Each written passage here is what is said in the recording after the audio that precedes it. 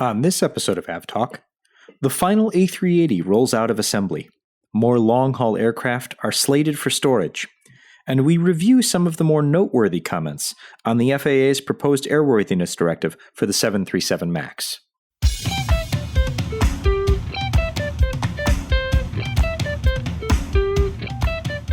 Hello and welcome to episode 94 of AvTalk. I am Ian Petchnick here, as always, with Jason Rabinowitz, and welcome to episode 94, Ian. How are you? I'm okay, I guess. We're a few weeks into, at-home schooling where things are moving along. I'm so sorry. Yeah, the aviation industry is in rough shape, and we're still standing. So I guess I'm okay. How are you? I'm fine. I put out a call on Twitter earlier today to ask for topics to discuss that weren't COVID-related or entirely depressing, and I didn't get a ton in reply. So we're going to pick and choose the best we can. But if you're looking for good news, this is not your episode. You might want to skip to 95 2 weeks in the future. I mean, if you're looking for news, this isn't really your episode. Not a whole lot changed over the past 2 weeks. Last episode, we had John Ostrower on, and we talked a lot about what's going on with the 787.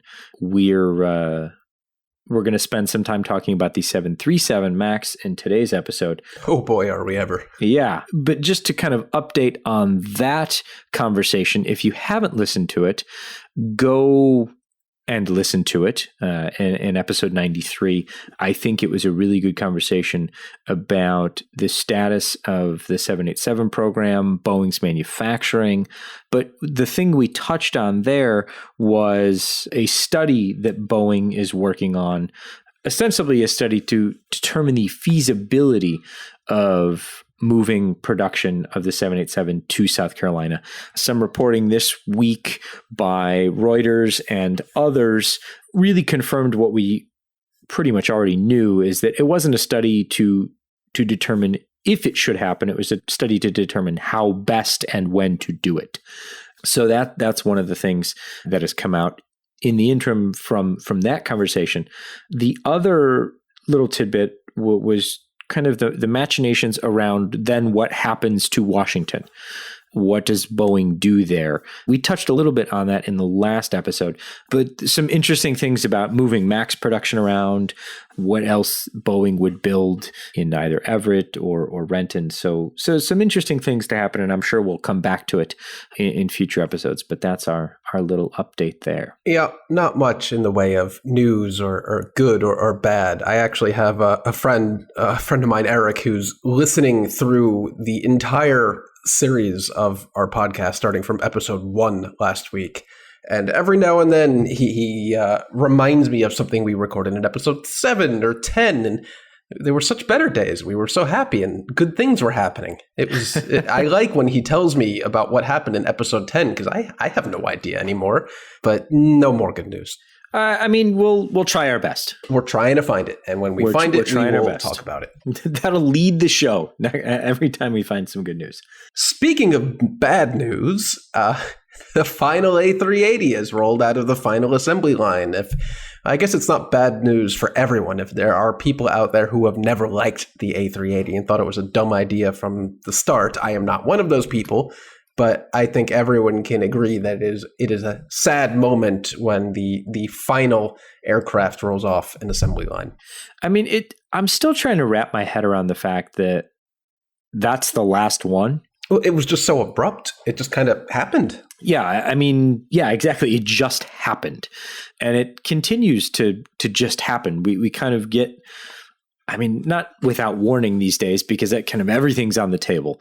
But every time something, crops up with this airline is getting rid of this now, or that airline is, scaling back that, it's not surprising anymore. But it's no less, well, I guess depressing is the right word. Yeah, it's depressing. I mean, there were a good number of orders still on the table from Emirates that will not be fulfilled at this point. But other than Emirates, the order book was pretty much closed at this point, right? No one was left hanging.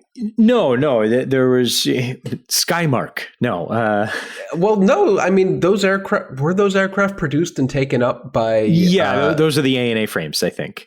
Yeah, I was pulling random A380. I guess FedEx was the only, Yeah. Oh, okay. Yeah. If you want to talk about really disappointing customers, the A380F is not a thing. Never will be a thing. But we will come back to the 747 a little bit later in the episode. But no. I think that it ran its course. The business case for the A380 just didn't materialize. And you could debate this until the end of time, but was it an aircraft too late for its time or too early for its time? Are we going to be in a place 10 years from now where we repine over the fact that the A380 was a thing and it no longer exists? Probably, maybe. I would guess yes. I would argue that it is both. It is both an aircraft that was too late in its time, that it would have been a better aircraft earlier on, but obviously the technology wasn't there to do that and do it properly. But I would also argue that it's probably an aircraft that is ahead of its time. Maybe not in design, maybe not in the technology, but that level of transportation capacity and speed, I think is something that was a bit ahead of its time. Who knows? We might see even bigger aircraft, or we'll see, single the 777X. It pushes the numbers way up there, but still not A380 levels. So it'll be interesting to see, down the line as new aircraft are developed, what happens there. And speaking of new aircraft, the folks at Airbus unveiled 3 new hydrogen-powered aircraft, or concept 2 new hydrogen aircraft.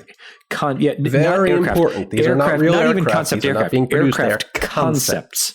Yeah, they're not even concept aircraft. They're aircraft concepts. We have sent our intrepid reporter, Gabe, to talk to the fine folks at Airbus. They are going to chat this week, and Gabe will fill us in on what Airbus is up to and what they intend to accomplish with these concepts on our next episode.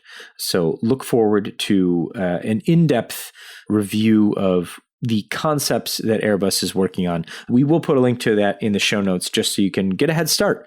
And if you do have any questions, feel free to email us at podcast@fr24.com, and we can get into those as well with Gabe on our next episode. We have a reporter? We not only have a reporter, we have an intrepid reporter. Wow. I know. When were you going to tell me about that? I told you about that a few days ago. So obviously our conversations are being interpreted and you're taking them to heart. So I appreciate that. Let's just run through this bad news as quickly as we possibly can. This one hurts. I know you're a fan, but this hurts deeply our good friend John Walton. The A340-600s at Lufthansa, along with all of the A380s, are now entering full and very, very, very long-term storage. Yeah. Not great. So Lufthansa had previously announced that the bulk of its A380s and the bulk of its A340-600s would be parked. Some may come back in the near future, but at this point, it really looks like they will not be coming back unless there's some exceptional worldwide surge in air travel. That is most certainly not going to happen. A portion of the A340-600s are being withdrawn from the fleet immediately. Another few, I think 7, are being kept in cold storage, basically. And the A380s, they are all going into cold storage, or those that remain, they almost certainly will not come back. And that's disappointing for me personally, since those are both 2 aircraft types that frequented JFK, and we'll likely never see them again. Yeah, it's not surprising. What was interesting was the language that they used, kind of leaving the door ever so slightly open, as if to say, if there's some sort of magical apparition of travel, and we don't think there will be, but if there is, we might bring some of them back. Yes, if the prophecies that our intrepid government here in the United States says that the vaccine is coming and COVID will just disappear overnight like magic, then the A380s will come back. But we all know that is not going to happen, and anyone who's saying that is an idiot. So here we are. No more A380s, no more A340-600 from Lufthansa, unless some sort of supernatural miracle happens. Yeah, and they had previously announced, or just kind of done, their 747-400 fleet is finished. They're keeping the Dash 8s, though. So you've got a few options. And the 340-300s, I think, are still not totally dead. Right. They're hanging on. Who would have imagined that the A340-300 would outlive the 600 or the A380? Nobody would have taken that bet 7 months ago. There are so many bets I don't think anyone would have taken 7 months ago that just seem, I don't want to say okay, but just seem believable now. We're like, all right, that makes sense, I guess. It makes sense. I don't have to like it. I don't have to like any of this, but it all, like, I get it. 100%. I understand it, but I don't have to like it. Also gone, Delta 737-700s. Yes, that was announced, I believe, back in July, that Delta would be withdrawing its 777 and 737-700 fleet by the end of the year, and Delta is what Delta does, and it stuck by its word. They were removed from the schedule about 2 weeks ago, and today they are moving the remainder of the fleet that were mostly parked in Atlanta, one in Minneapolis, out to basically what I'm guessing is their final resting place, unless some other airline wants to pick up a couple 700s, which is actually not out of the realm of possibility. United's been doing that quite a bit with old Southwest 737-700s, but those are now officially out of Delta's fleet. You have to assume that the Delta ones are less battle-hardened than the 737 or the Southwest ones? Possibly, maybe. They probably almost certainly have fewer cycles, but the Delta variant mostly operated in the Caribbean hot and high destinations, so they've been around saltwater pretty much their entire lives, servicing places like St. Martin, all other destinations in the Caribbean. So it's possible that the Delta version might even be in worse shape. I mean, still perfectly acceptable, but they might have more of an issue with corrosion than the Southwest version, which I'm sure has an astronomical number of cycles being from Southwest. Yeah. And then the Delta 777s are slated. It's interesting because you were checking the schedules and they're ready to go out October, but then there's still some listings in January. I wasn't quite following what was happening there. So the final flight I see in our schedule that is likely to actually happen is October 24th, Sydney to LAX.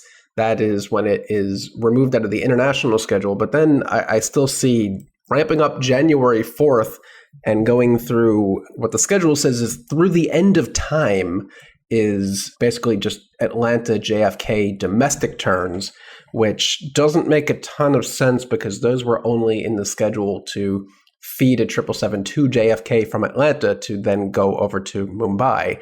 So if the Mumbai service is no longer a thing, I'm sure the JFK Atlanta turn is no longer a thing. So the final flight is almost certainly October 24th, Sydney to Los Angeles. There you go.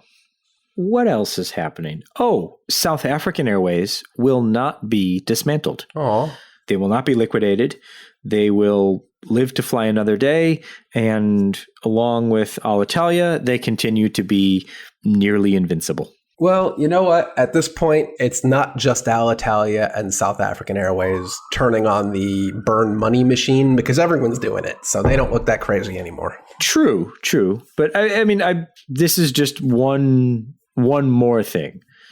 I think in South African Airways' case, and Alitalia, I mean, consistent as well with its inability to make any money whatsoever. Is SAA even operating these days? Very little operation, but they are. They won't be liquidated, so I guess that's good news here. Sure. Yeah, I just keeping tabs on the undead. Its own partners have pretty much given up on it now that United, also a Star Alliance airline, has announced Joburg and Cape Town flights from Newark. So, yeah, I don't think United thought that SAA would be around much longer. And even if it is, they don't seem to care. Yeah, well, there's that.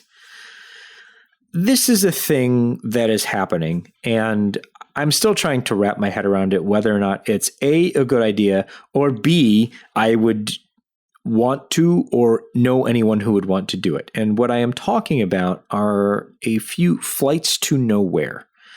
I have been on flights to nowhere for very specific reasons, but I can't see myself booking a 7-hour tour over Australia on a Qantas 787 for what would be Australian $787. Multiply that up to $3,787 for business class. I can't see myself doing that. No, nor should anyone. I mean, I guess in Australia, they kind of have COVID mostly under control, but I don't think people should be cramming into an airplane just for funsies.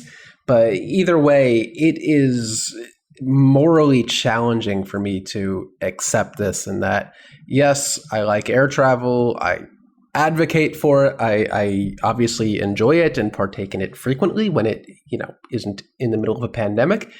But it's hard to put that aside and also say, well, airlines can't pretend to be environmentally friendly and green when they're putting on these flights that are literally serving no purpose. They are not taking you from A to B. They're taking you from A to A for the enjoyment of the ride. And I just really can't get over the fact that airlines are on the one hand saying how environmentally conscious they are and how good they've become for the environment, but on the other hand, they're literally burning fuel for no reason. And I'm not a fan of this. Yeah, I mean, I get the flights, like the Northern Lights flights or the Qantas tours of Antarctica. Those I can understand because you're viewing something that you wouldn't normally otherwise get to see. Right, but what's in the middle chunk of Australia to see? There's nothing there. I mean, and I get there are things to see, but you can see them by not flying, around for 7 hours. I guess is my thing. And to be fair, Qantas is not the only one considering this. Singapore is considering it, and EVA Air is considering it. So they're not alone. But like you said, yeah, it's tough. It's tough to square that with the environmentally conscious rhetoric that airlines are adopting. And Qantas says that they're purchasing offsets, so the flight will be carbon neutral. But no such thing. Judging by the inhalation that Jason just did, he's about to make the same point I am, that it's carbon offsets are very difficult in their implementation, and they aren't as good as not producing the carbon.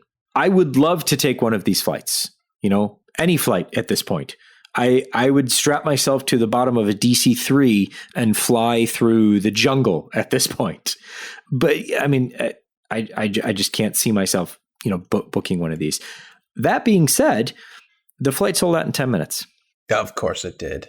And as you were saying about carbon offsets, I think it was Scott Kirby, United's CEO today, that in one of these digital conferences basically said offsets are nonsense. Oftentimes when you look into it, they are actually terrible things. They had one pitch to them where they were offsetting by planting like some sort of crop, which, you harvest crops and then they're gone. So a lot of these carbon offset schemes are kind of nonsense. So saying it's carbon neutral by offsetting it is a nice PR friendly way of saying we're not actually doing anything.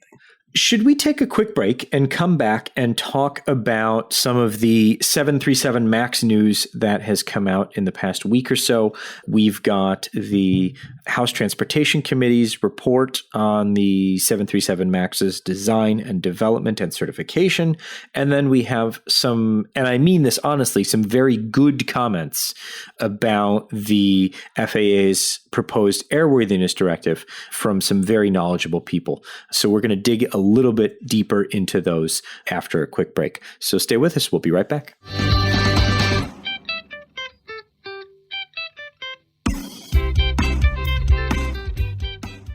Welcome back. And now it's time to dig into some of the 737 MAX related reports and comments that have come out. Jason's going to prepare a dramatic reading of some of the comments on the FAA's airworthiness directive.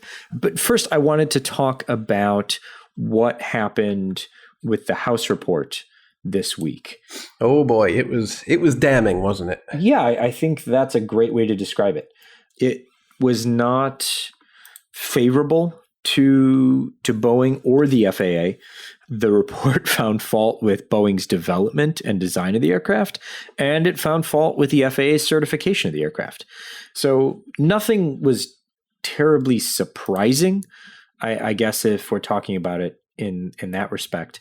The themes were similar to the ones that we've talked about before in the past, where we talked about the issues with the design, the issues with the certification, and the issues with the reaction by both Boeing and the FAA in following the crash of Lion Air 610 and Ethiopian 302.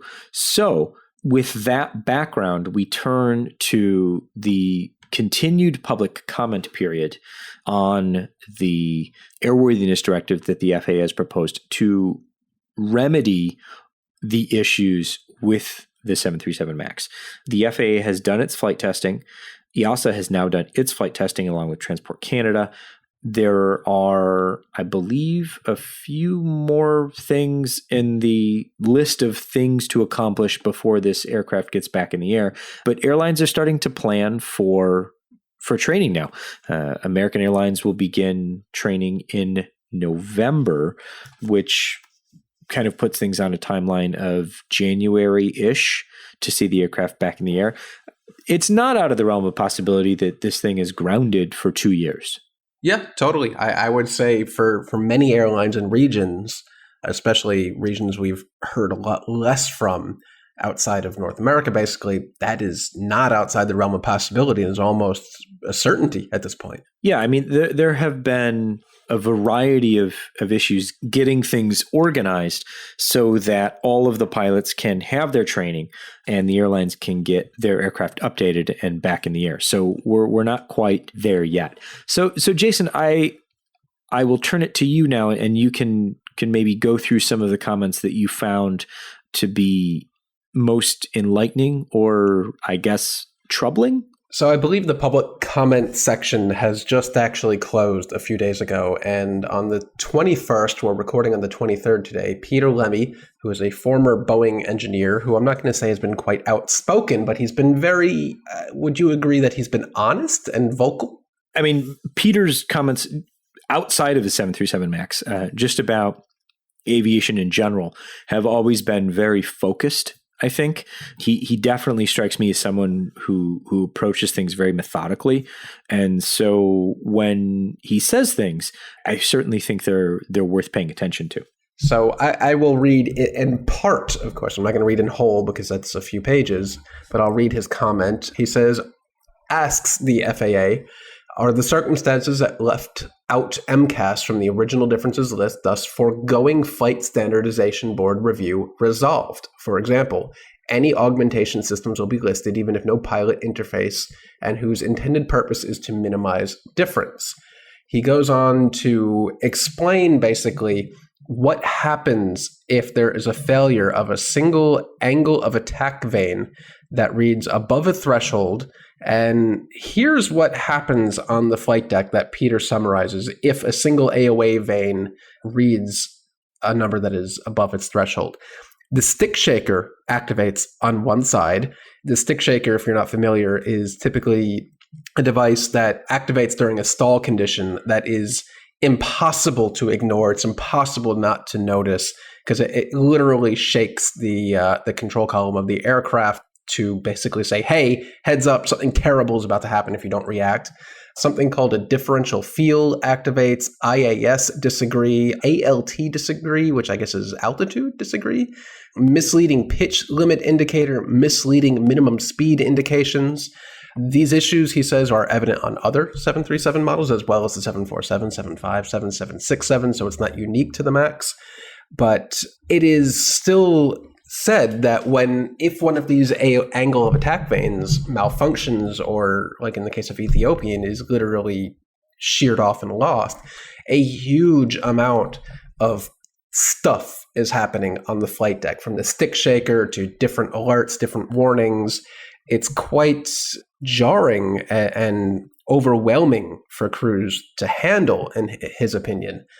It goes on really to get into some of the nitty-gritty here. He doesn't quite believe that the situation on the flight deck is really been addressed. And honestly, reading through this, I wouldn't disagree. There's a lot in there about how there are 2 switches to turn off the assisted trim. Basically, if MCAS is going crazy on you, you're supposed to turn off auto trim, but that also turns off, auto trim. So you're left to manual trim, again, like the flight crew in Ethiopian had to deal with. And that is not a great situation where you lose auto trim because MCAS needed to be turned off. So he goes on and on about the circumstances and the conditions on the flight deck, how he doesn't really think or is questioning if these conditions have been addressed. We'll link to it. You can read through, but it's 4.1 pages because just his name, Peter Lemmy, is on the last page, which is kind of funny. But then there are also some other concerning comments submitted. This one from the United Arab Emirates, actually. So that was the UAE General Civil Aviation Authority, so the UAE's FAA counterpart. They raised some questions. They raised 9 points. Again, on this one, there's 10 is listed, but it's just blank. But they're pretty seemingly upset that the FAA was not totally forthright with them. The end of question 3 says, what is the rationale behind the certification by means of analysis instead of flight testing, or both? The least FAA and Boeing could do is assist the authority and the operator by providing necessary data associated to the certification and manual trim techniques.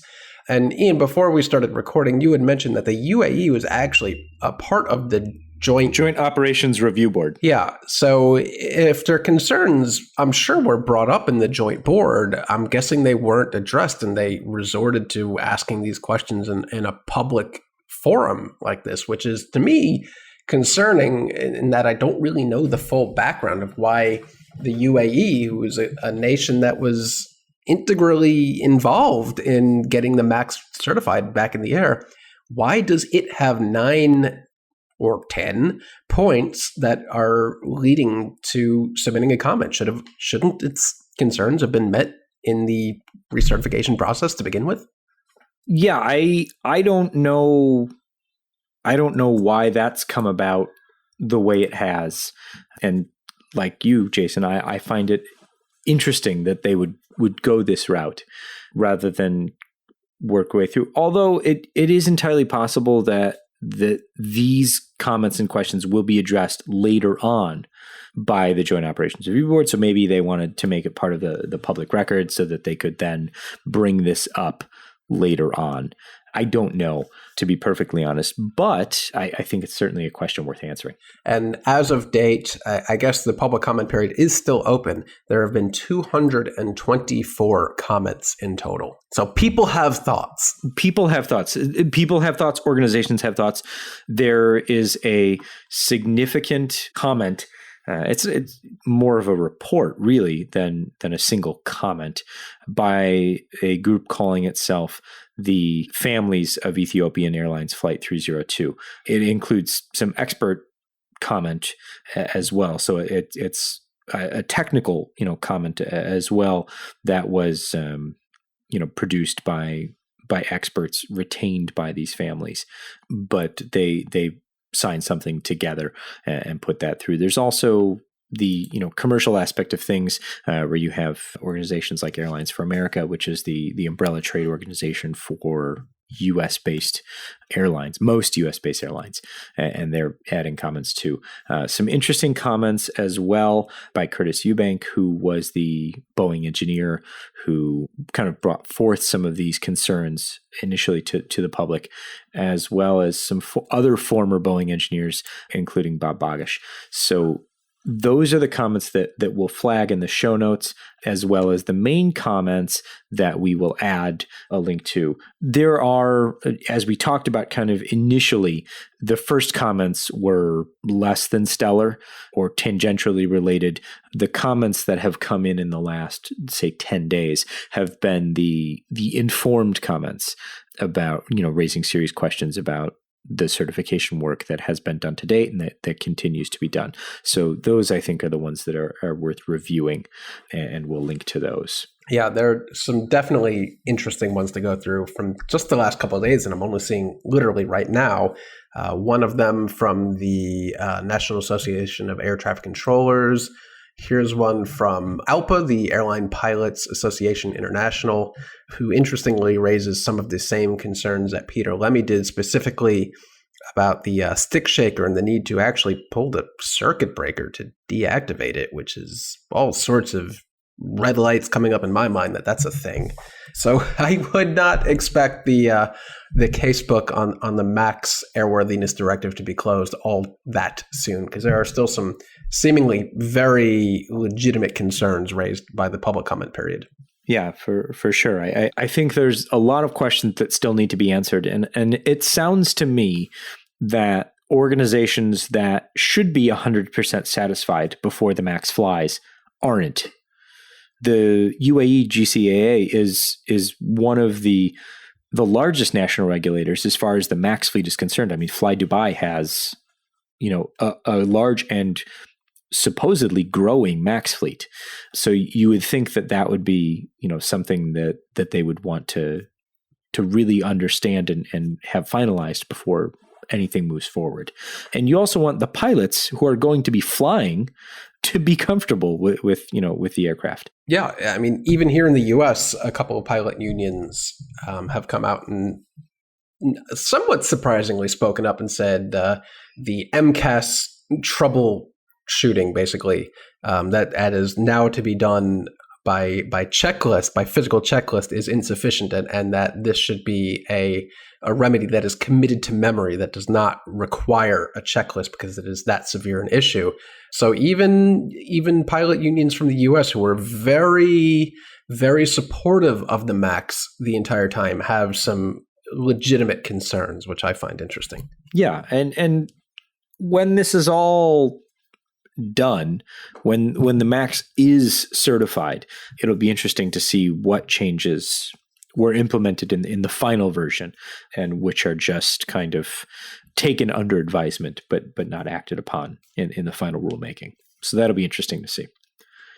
Where should we go next, Jason? Shall we go to the land of make-believe, or should we go to New York? Let's just get the make-believe stuff over with. Jason's favorite airline. Well, I should say second favorite airline, because your first is Baltia, right? Well, of course. I mean, long live Baltia. So your second favorite airline, Avatar Airlines, which is really just Baltia 2.0 with, I think, a little bit better marketing. Sure. Their new, so their whole idea is to fly bargain fares on a 747. And so given the uptick in cargo with COVID and things like that, their argument is now that they'll be much better suited to fly and be ready to do that because they'll have belly capacity for the 747.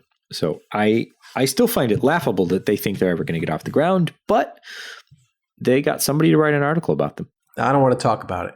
All right, so let's talk about the 747 because I've been digging into the numbers. That's better. For the past week. This whole thing was just a way to talk about cargo, really. So I was digging into the numbers in the 747 since the beginning of the year because my working hypothesis last week was that all of the passenger flights are going away. How much cargo is actually flying around, or how much cargo is a 747 carrying? And as it turns out, the answer is a lot. So the number of 747 flights per week have stayed roughly the same all year, as passenger flying has dropped to near zero.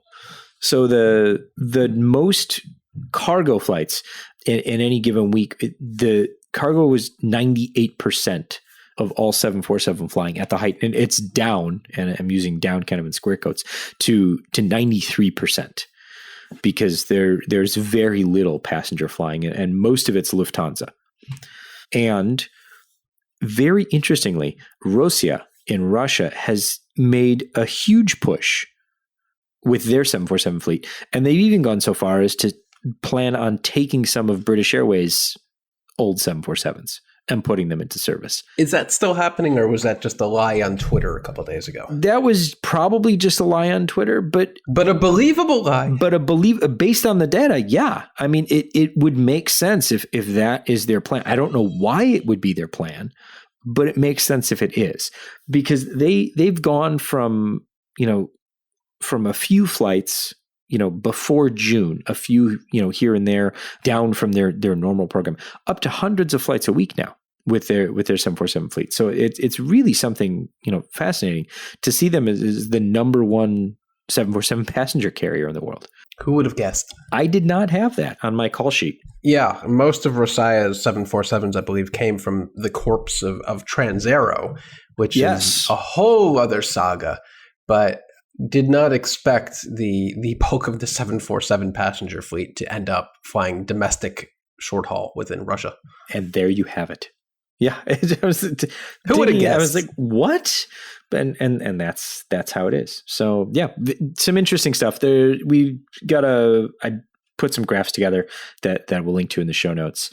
If you like the 747, it's not going away anytime soon. You just have to try a little bit harder to find one. Yeah, exactly. And you have to put yourself in a box if you want to have a really good chance. Time is running out, so stop waiting. Every time I talk about the A380 or the 747 or the A340-600, people come out of the woodwork on Twitter and say, damn, I'm not going to get my first chance to fly these things. I keep saying, you have your chance. You still have a chance now, but get out there before these are only flying domestic routes within Iran, and it is really impossible.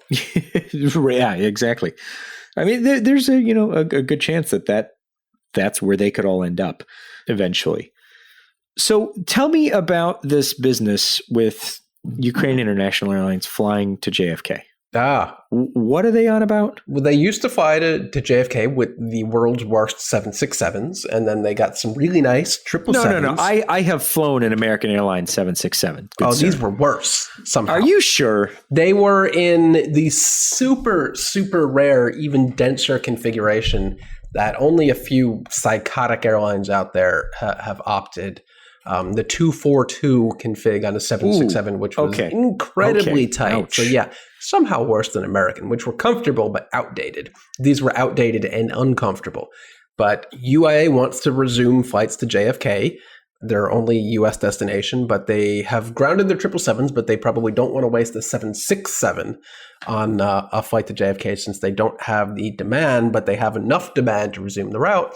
So they will opt for a 12-hour journey from Ukraine through Iceland to JFK.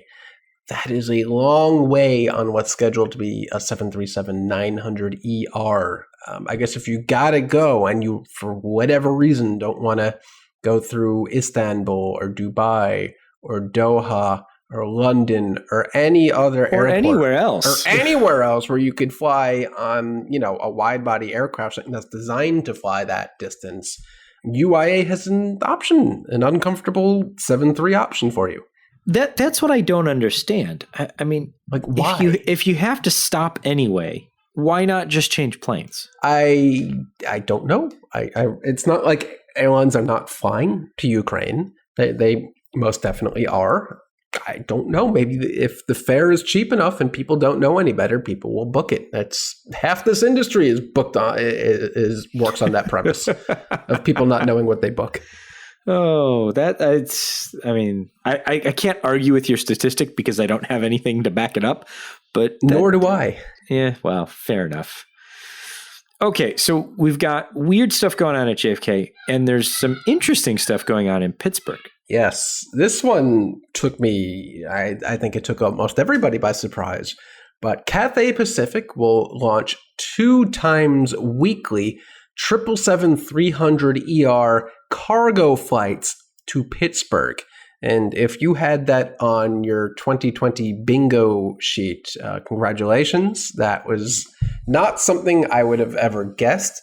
But this one is interesting. And I had thought and speculated that this would be some sort of pharmaceutical export or something from Pittsburgh to somewhere else in Asia. But it is actually cargo being flown on Cathay to Pittsburgh due to the fact that apparently Pittsburgh is an easy airport to get in and out of to truck things to the rest of the East Coast, since the rest of the airports that Cathay serves, such as JFK, are congested and it takes a long time just to get out of the airport. But that is an odd use of a COVID combi that I had not expected. I mean, I guess that makes really good sense. I guess so. And it's something I've never thought about before, but that does make really good sense. Like when you have to spend an hour just leaving the airport, whether you're a truck, a bus, a car, or whatever. Yeah, I mean, that's time wasted. Yeah, and they had to find an airport on the East Coast that could support a 777 and also had cargo loading capabilities or equipment on the ground that could handle a 777-300ER. And I'm guessing there aren't a ton of those at airports that aren't already served by major freight facilities. So this is very interesting. Huh. Yeah. Don't quite know if it's actually a COVID combi or just a 777 with belly cargo, but I'm going to go ahead and guess it's a full COVID combi. That I do not know, but we'll look into it and see if we can pin that down. Let's close the show with something that you and I both never thought would happen and still might not. There's always a chance. There's always a chance. Anything could happen. The final flight from Berlin's Tegel Airport has been scheduled. And it's not Air Berlin. Oh, see, now I'm just sad. Yeah. Air France will operate the final flight departing Berlin Tegel for Paris on Sunday, November 8th. They will depart Berlin at 3 p.m. local time. So set your time converting devices accordingly. That is the schedule. It is, of course, subject to change. Anything could happen, et cetera, et cetera. So last episode, I think we talked about the first aircraft that would land there at the new airport. And now we have the final departure from the old airport. So it'll be an interesting thing to see whether or not any of this actually happens.